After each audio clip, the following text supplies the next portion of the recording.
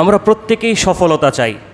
ইমানদার মানেই শুধু দুনিয়াবী সফলতা নয়, সে পরকালীন সফলতাকে দুনিয়ার সফলতার উপরে প্রাধান্য দেবে। এবং রব্বুল আলামিন কোরআন আল কারীমের সূরা আল ইমরানের 185 নম্বর আয়াতে ঘোষণা করছেন, আউযু বিল্লাহি মিনাশ শাইতানির রাজীম, ফামান যুহজিহা আনিন নারি ওয়া উদখিলাল জান্নাতা ফাকাদ ফাজ। যাকে আগুন থেকে বাঁচিয়ে নেওয়া হলো এবং জান্নাতে প্রবেশের অনুমতি দেওয়া হলো, সে ব্যক্তি সফলকাম। দুনিয়াতে ক্ষমতা পেলেন, সম্পদ পেলেন, সম্মান আভিজাত্য পেলেন, বিলাসবহুল জীবন যাপন করলেন, সব পেয়েছেন, নারী পেয়েছেন, গাড়ি পেয়েছেন, ক্ষমতা পেয়েছেন, কিন্তু কাল কিয়ামতে যদি অনুমতি না দেওয়া হয় জান্নাতে প্রবেশের, আপনি ব্যর্থ, আপনার জীবন 16 আনাই মাটি। দুনিয়াতে কিছুই পেলেন না, বাদাম বিক্রি করে খেলেন, রিক্সা চালিয়ে খেলেন, কামলা দিয়ে খেলেন, 5 ওয়াক্ত সালাতের হেফাজতকারী হলেন, কারোটা মেরে খেলেন না, চাঁদাবাজি করে খেলেন না, লুটতরাজ করে খেলেন না, আত্মসাৎ করলেন না, হালাল খেয়ে জীবনযাপন করলেন, আল্লাহর বিধিবিধান মেনে চললেন। আপনি কিছু না পাওয়ার পরেও, দুনিয়াতে কষ্টে জীবনযাপন করার পরেও আল্লাহ সুবহানাহু ওয়া তাআলা যখন জান্নাতে প্রবেশের অনুমতি দিবেন, আপনি সফলকাম। দুনিয়ায় কিছুই পেলেন না, জিরো, আল্লাহর দিন মেনে চললেন, সফলতা পরকালে আপনাকে জান্নাতে প্রবেশের অনুমতি দেওয়া হবে। দুনিয়ায় সব পেলেন, আল্লাহর দিন মানলেন না, যখন জান্নাতে প্রবেশের অনুমতি দেওয়া হবে না, আপনার জীবন পুরোটাই বৃথা। সম্মানিত সুধী, সুতরাং মুসলমান হওয়া সত্ত্বেও, সালাত, সিয়াম, হজ, যাকাত এই সমস্ত ভালো কাজ করা সত্ত্বেও কিছু হারাম কাজে আমরা যদি নিজেদেরকে সামিল করি, আমরা যদি নিজেদেরকে জড়িয়ে ফেলি, তাহলে জাহান্নামে যেতে হবে, এতে কোনো সন্দেহ নেই। এর মধ্য থেকে প্রথম 1 নম্বরে আমরা যে বিষয়টি উল্লেখ করব, আত্মীয়তার বন্ধন ছিন্নকারী, রক্তের সম্পর্ক ছিন্নকারী। এ ব্যাপারে সুন্নায় অসংখ্য হাদিস এসেছে। নবী সাল্লাল্লাহু আলাইহি সাল্লাম এ ব্যাপারে অসংখ্য হাদিস উল্লেখ করেছেন। তিনি বলেছেন, যেমন সহিহুল বুখারী এবং সহিহ মুসলিমে উল্লেখ রয়েছে, মান কানা ইউমিনু বিল্লাহি ওয়াল ইয়াউমিল আখির, যে ব্যক্তি আল্লাহে এবং পরকালে বিশ্বাস রাখে, ফাল ইউকরিম যায়ফা, সে যেন তার মেহমানদারি করে, সে যেন কেউ মেহমান আসলে তার যেন আতিথেয়তা করে, আপ্যায়ন করে। ওয়ামান কানা ইউমিনু বিল্লাহি ওয়াল ইয়াউমিল আখির ফালইয়াসিল রাহিমা, যে ব্যক্তি আল্লাহ এবং পরকালে বিশ্বাস রাখে, নিজেদেরকে মুমিন পরিচয় দেয়, তারা যেন আত্মীয়তার সম্পর্ক, রক্তের সম্পর্ককে অক্ষুণ্ণ রাখে। ওয়ামান কানা ইউমিনু বিল্লাহি ওয়াল ইয়াউমিল আখির ফালইয়াকুল খায়রান আও লিয়াসমুত, কেউ আল্লাহ এবং পরকালে বিশ্বাসী হলে সে যেন ভালো কথা বলে, ভালো কথা বলতে না পারলে সে যেন চুপ থাকে, নীরবতা অবলম্বন করে। কারণ চুপ থাকলে মুক্তি আছে, মুখ দিয়ে কিছু বের হলে মা ইয়ালফিযু মিন কাউলিন ইল্লা লাদাইহি রাকিবুন আতীদ, যাই বের করে মুখ দিয়ে সংরক্ষণকারী যে ফেরেশতারা আছে তারা এটা লিপিবদ্ধ করেন।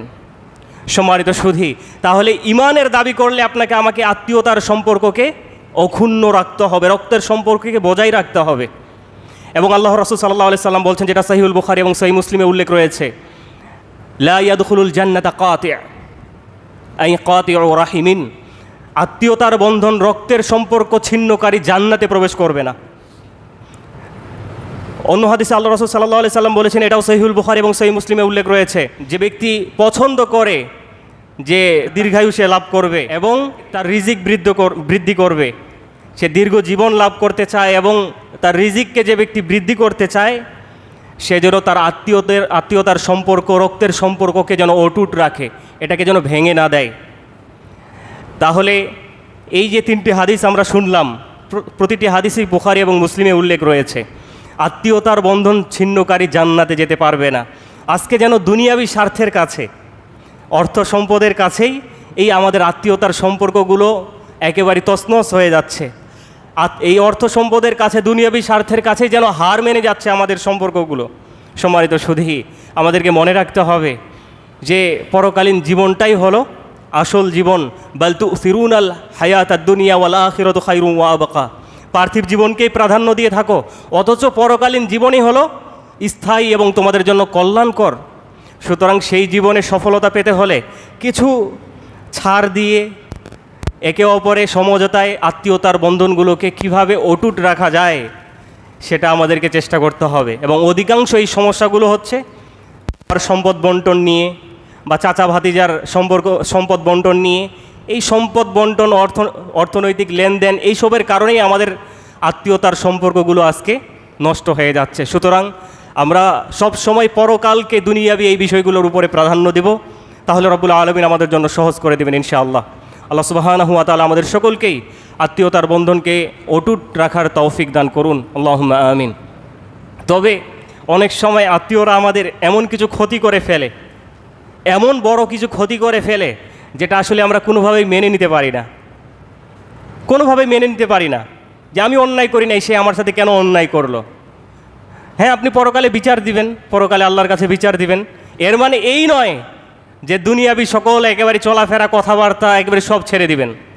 দুনিয়াতে বিচার না পেলেও আল্লাহ সুবহানাহু ওয়া তাআলা এমন বিচারক, তার কাছে কোনো অপরাধী কখনো ছাড় পাবে না। আল্লাহ সুবহানাহু ওয়া তাআলা আপনার প্রাপ্য আপনাকে বুঝিয়ে দিবেন, তিনি আপনার উপরে জুলুমকারী নন। সম্মানিত সুধী, দ্বিতীয় বিষয়, আমরা সংক্ষিপ্ত আকারে পয়েন্টগুলো উল্লেখ করব। 2 নম্বর, যে কাজ করলে যে কোনো মুসলিম জাহান্নামে চলে যাবে, যার দ্বারা তার প্রতিবেশী নিরাপদ নয়।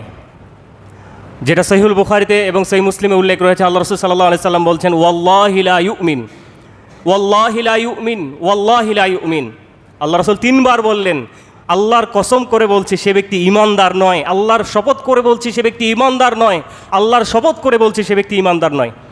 আল্লাহ রাসূলকে জিজ্ঞেস করা হলো, কিলা মান ইয়া রাসূলুল্লাহ, আল্লাহ রাসূল কে, এই হতভাগা কপাল পোড়া কে যে ঈমানদার নয়? আল্লাহ রাসূল বললেন যে মান লা ইয়ামান জারুহু বাওয়াইকা, যার দ্বারা তার প্রতিবেশী নিরাপদ নয়, যে তার প্রতিবেশীর ক্ষতি সাধন করে, প্রতিবেশীকে কষ্ট দেয়। 4টা জিনিস হচ্ছে সুখের জিনিস, যে ব্যক্তি 4টা জিনিসের অধিকারী সে সুখী মানুষ। সতী সাধবী একজন স্ত্রী, যার সতী সাধবী দিনদার স্ত্রী নাই, তার ঘর হচ্ছে একটা বন জঙ্গলের মতো। সতী সাধবী একটা যার দিনদার স্ত্রী আছে, তার দুনিয়ার একটা জান্নাত সে পেয়ে গেছে। 2 নম্বর, যার চলাফেরার জন্য একটা বাহন আছে। 3 নম্বর, যার একটা বসবাসের জন্য ঘর আছে। আর 4 নম্বর, যার একটা সৎ প্রতিবেশী আছে। যার সৎ প্রতিবেশী নাই, তার সব কিছু থাকলেও সে অসুখী, তার মাঝে সুখ নাই, কারণ প্রতিবেশী যে কোনো সময় তার ক্ষতি করবে, এই পেরেশানিতেই সে থাকে। তাই প্রতিবেশীকে যারা কষ্ট দেয় তারা ঈমানদারি না, আল্লাহ রাসূল বলেছেন তারা ঈমানদারি না। সুতরাং প্রতিবেশীকে কষ্ট দেওয়া যাবে না, এটা একটা ঈমানদারের বৈশিষ্ট্য, সে কখনো তার প্রতিবেশীকে কষ্ট দিবে না।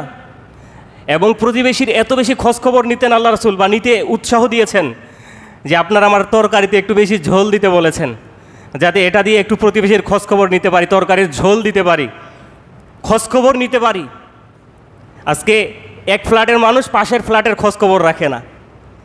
আজকে ইসলাম কতটা সুন্দর, মানুষের জন্য কল্যাণকামী, পরোপকারী, আজকে এগুলো যদি আমরা মেনে চলতাম, তাহলে আমাদের জীবনটা, দুনিয়ার জীবনটা কতই না সুন্দর হতো। সম্মানিত সুধী, এরপরে আল্লাহ রাসূল আমরা আরও দেখতে পাই যে আজকে প্রতিবেশীর কোনো কিছু ভালো পেলে মানুষ হিংসায় জ্বলে পুড়ে ছাই হয়ে যায়। ওর এত টাকা, ওর ছেলে মেয়ে শিক্ষিত, ওর সফলতা, কারো সফলতা দেখলে প্রতিবেশী জ্বলে পুড়ে ছাই হয়ে যায়, ক্ষতি করার জন্য পিছে লেগে যায়। ওই একটা গল্প আছে যে এক ব্যক্তিকে এসে বলল একজন লোক, যে তুমি এমন কিছু চাও, যেটাই চাইবে সেটাই আমি তোমাকে দিয়ে দিব, তবে শর্ত, তোমার প্রতিবেশীকে, তোমাকে যা দিব তোমার প্রতিবেশীকে তার দ্বিগুণ দিব। তুমি যেটা চাইবে সেটাই দিব, কিন্তু শর্ত একটা, যে তোমার প্রতিবেশীকে তোমার চেয়ে ডবল দিব। এখন প্রতিবেশীর তো কেউ ভালো দেখতে পারে না, বলতে তাহলে আমার একটা চোখ কানা করে দেন। কেন? তাহলে আমার প্রতিবেশীর 2 চোখ কানা করে দিবেন। মানে প্রতিবেশীর কেউ ভালো চায় না, এটা হচ্ছে মুসলমানদের চরিত্র হয়েছে আজকে। আর দিন আর নাসিহা, দিনটা হচ্ছে নাসিহা, কল্যাণকামী। একজন মুসলিম আরেকজন মুসলমানের কল্যাণকামী হবে, তার কখনো ক্ষতি সাধন করবে না, ক্ষতি চাইবে না, অকল্যাণ চাইবে না। কিন্তু আমরা আজকে সেই অমুসলিম কাফেরদের বৈশিষ্ট্যগুলো আমরা ধারণ করেছি, শুধু নামে মাত্র মুসলিম। বাদা আল ইসলামু গারিবা সায়াউদু কামা বাদা ফাতুবা লিল গুরাবা, সেই মুসলিমে যেটা উল্লেখ রয়েছে যে ইসলাম আবার তার সূচনা লগ্নে ফিরে যাবে। ইসলামের সূচনা লগ্নে যেমন অল্প সংখ্যক মানুষ ইসলাম মানত, আল্লাহ রাসূলের কথার আলোকে জীবন পরিচালনা করত, ও চিরে ইসলাম আবার সেই অল্প সংখ্যক মানুষের কাছেই ফিরে যাবে। নামে মুসলমান, শত শত মুসলমান, 95% মুসলিমের দেশ, কয়জন ইসলাম মানে, কয়জন ইসলামের এই বিধানগুলো মানে? আল্লাহ রাসূলের ওই হাদিসকে মিলান যে অল্প সংখ্যক মানুষকে দিয়ে ইসলাম শুরু হয়েছিল, এই অল্প সংখ্যক মানুষের কাছেই ইসলাম ফিরে যাবে। তার বাস্তবতা আমরা দেখতে পাচ্ছি। অল্প সংখ্যক মানুষই ইসলাম মেনে চলে।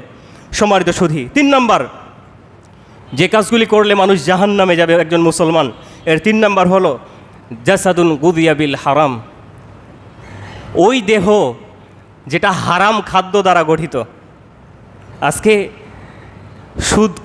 সুদের সাথে সমাজের মানুষেরা জড়িত।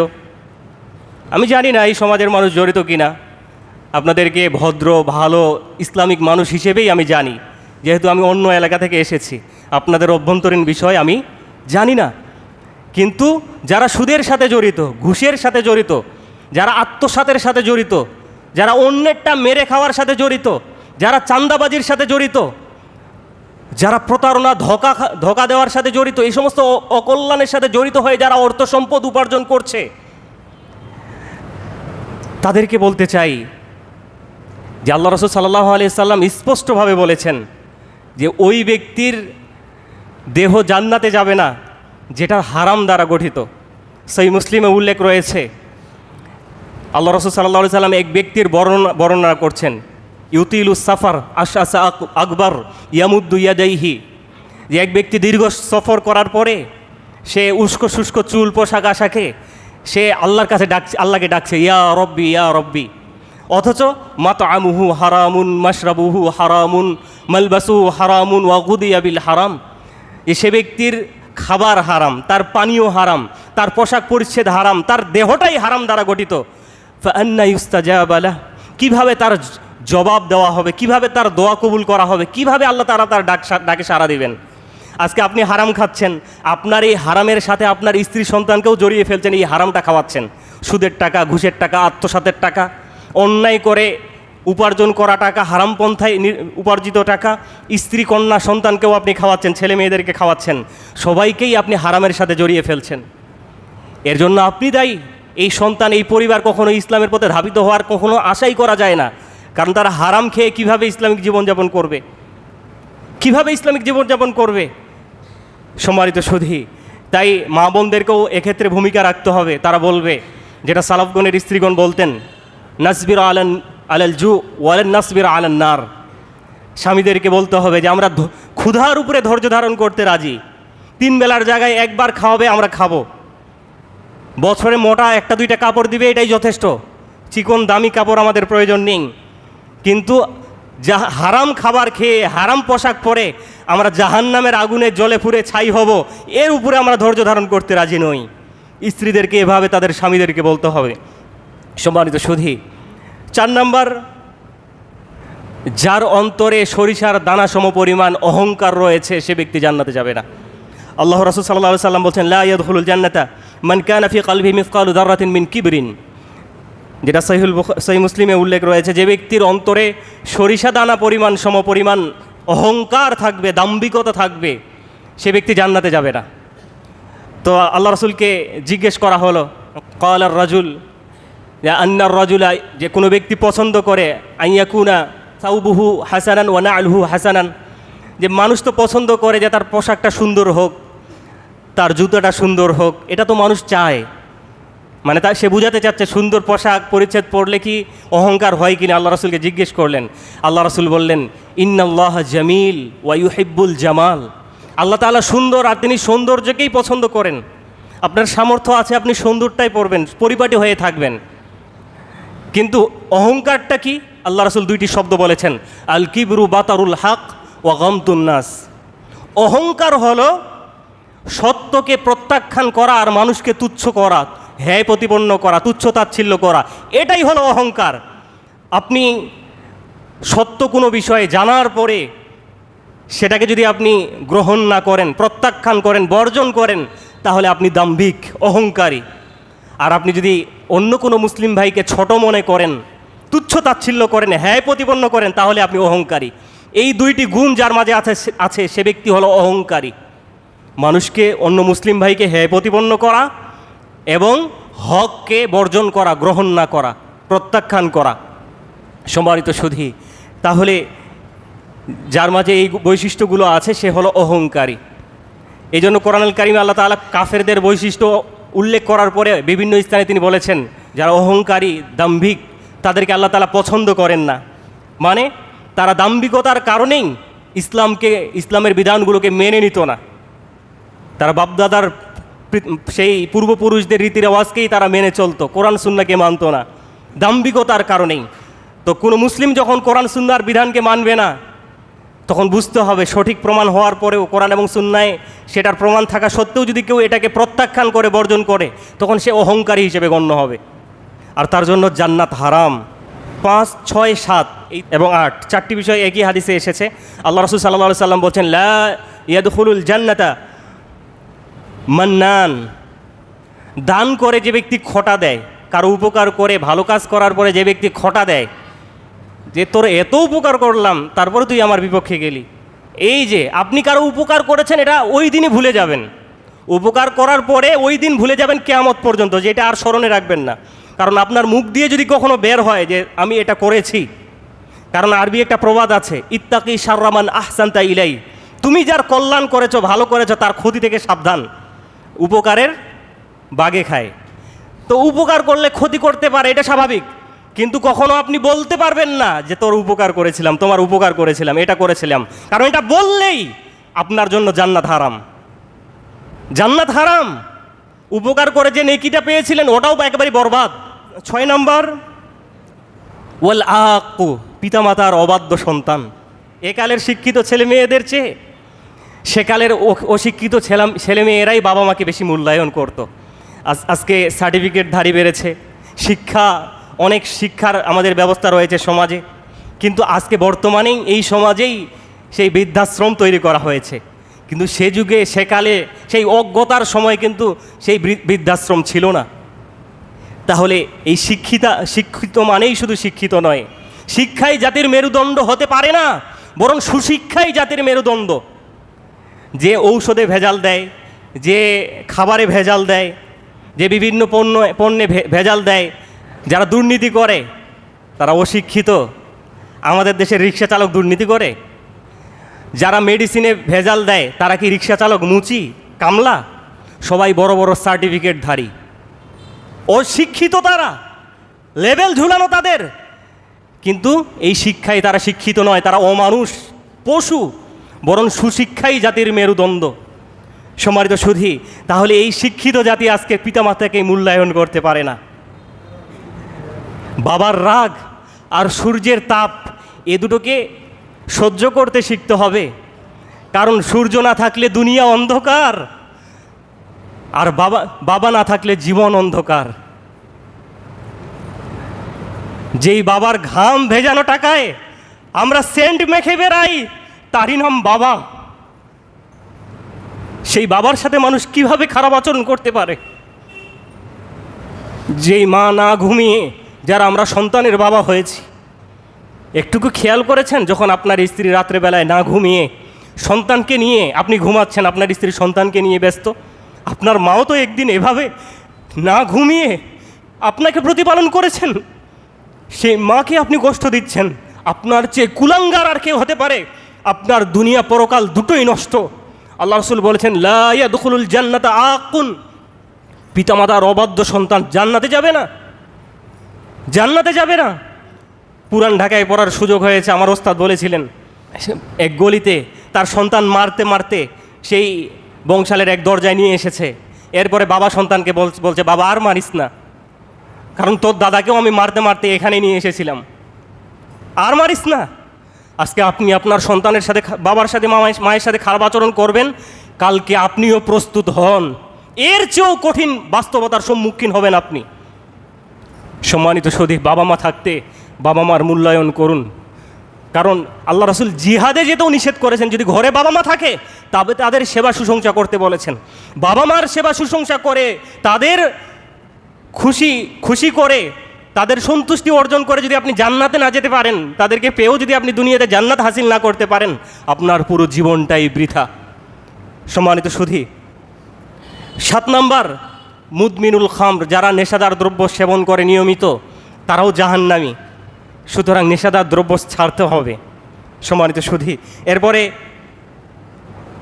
কম্মারুন, দারিমিতে যেটা উল্লেখ রয়েছে যে যারা লটারি জুয়ার সাথে যারা জড়িত তারাও জান্নাতে যাবে না, তাদের জন্যও জান্নাত হারাম। এরপরে দায়ুস, 9 নম্বর হলো দায়ুস, আল্লাযী ইউকিরু ফি আহলিহিল খুবসা, যে ব্যক্তি তার পরিবারের মন্দ কাজকে স্বীকৃতি দেয়।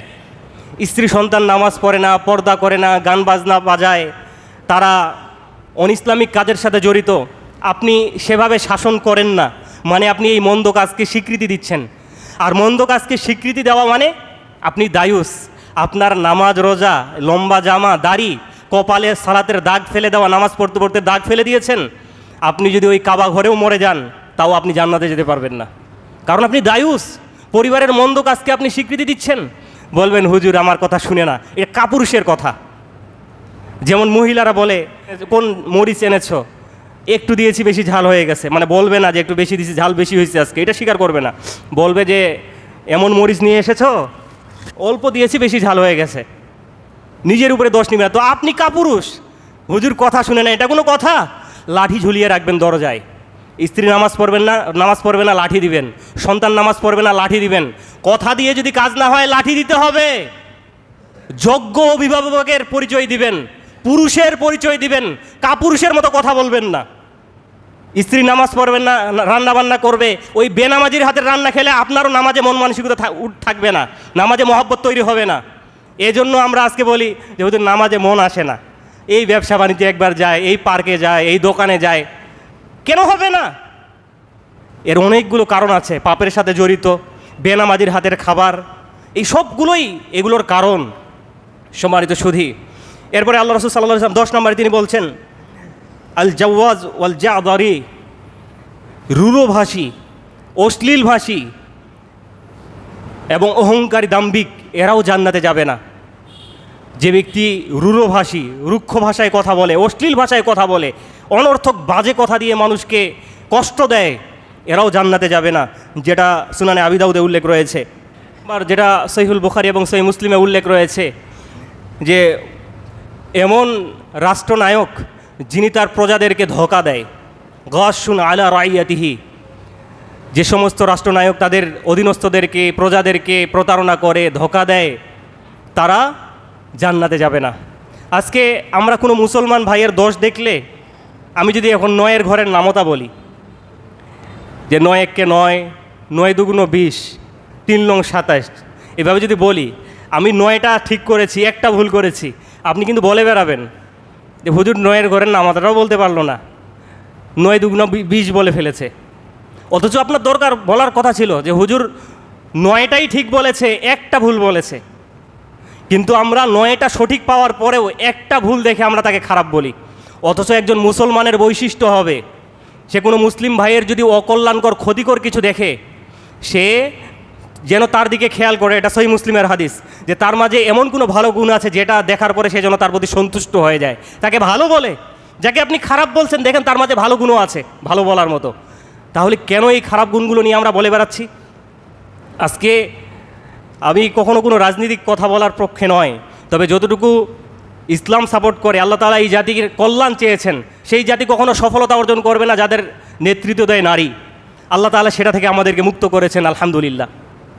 এবং যেখানে অন্যান্য রাষ্ট্রনায়ককে আমরা দেখেছি মূর্তি আর ছবি ঝুলিয়ে রাখতে, সেখানে আমাদের প্রধানমন্ত্রীকে আমরা দেখেছি কালেমায়ে তাওহীদ পিছনে ঝুলিয়ে রাখতে, আলহামদুলিল্লাহ। তিনি যে মুসলমান, ইসলামের পক্ষে, মুসলমানদের কল্যাণকামী, এটাই তার প্রমাণ বহন করে। তিনি তো চাইলে পারতেন বাবার ছবি আর মায়ের ছবি ঝুলিয়ে রাখতে, রাখেন নাই। সুতরাং যতটুকু ভালো সেটা রাষ্ট্রনায়ক থেকে নিয়ে সাধারণ মানুষ তার ভালোটুকু স্বীকার করতে হবে, শুধু মন্দ নিয়ে ব্যস্ত হওয়া যাবে না। এটা কোনো মুসলমানের বৈশিষ্ট্যই না। এবং 11 নম্বর আল্লাহ রাসূল সাল্লাল্লাহু আলাইহি সাল্লাম বলছেন, লা ইয়াদখুলুল জান্নাতা কাত্তাত আইনাম্মাম, চগলখোর জান্নাতে যাবে না।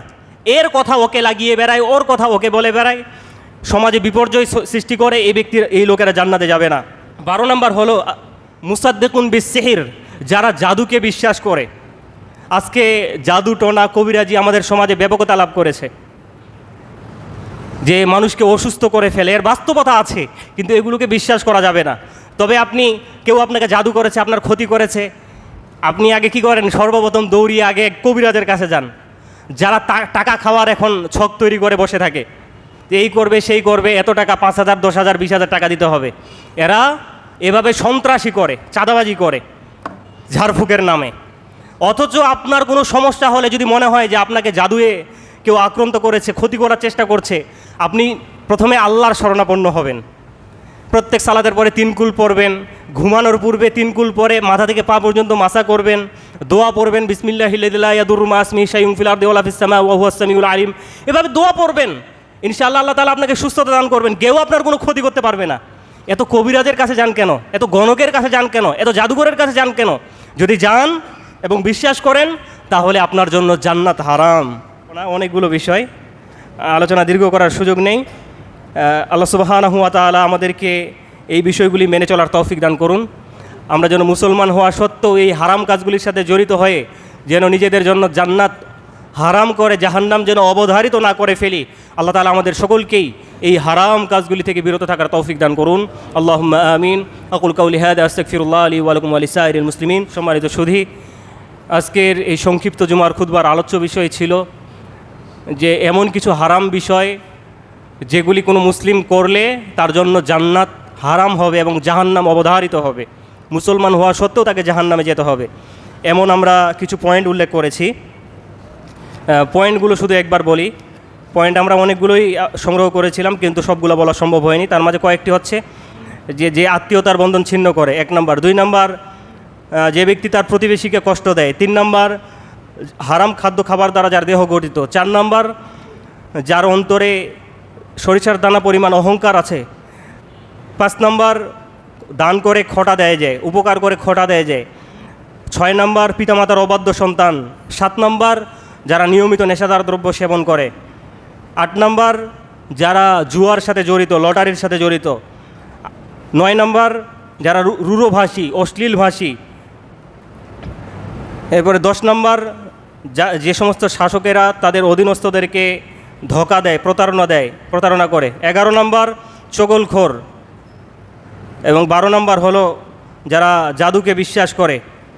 আল্লাহ সুবহানাহু ওয়া তাআলা আমাদেরকে এই সমস্ত হারাম বিষয় থেকে বিরত থাকার তৌফিক দান করুন এবং আমরা মুসলমান হয়ে যেন জাহান্নামে না চলে যাই। আল্লাহ সুবহানাহু ওয়া তাআলা যেন আমাদেরকে জান্নাতে যাওয়ার আমলগুলিকে মৃত্যু পর্যন্ত আঁকড়ে ধরে রাখার তৌফিক দান করেন। আল্লাহুম্মা আমিন।